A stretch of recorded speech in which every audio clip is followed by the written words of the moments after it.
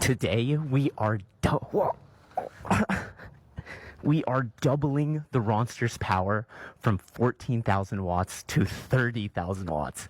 And I'm giving away $10,000 cash in the description of this video.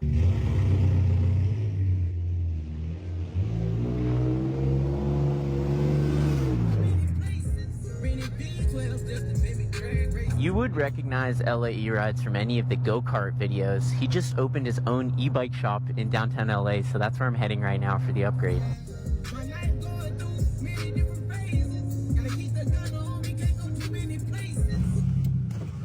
Let's go! This is so cool, you got your own fucking spot? This is the 450? Yeah, it's a dirty. We took it off-roading. Dude, that's so sick. Look at this, electric bikes.